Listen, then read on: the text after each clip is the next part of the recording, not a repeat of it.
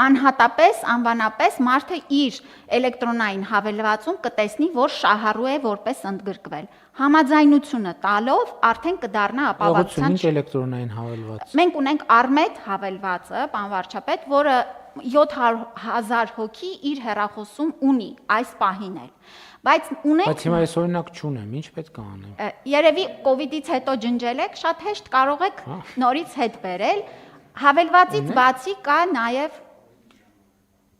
Այո, բոլորը ունեն։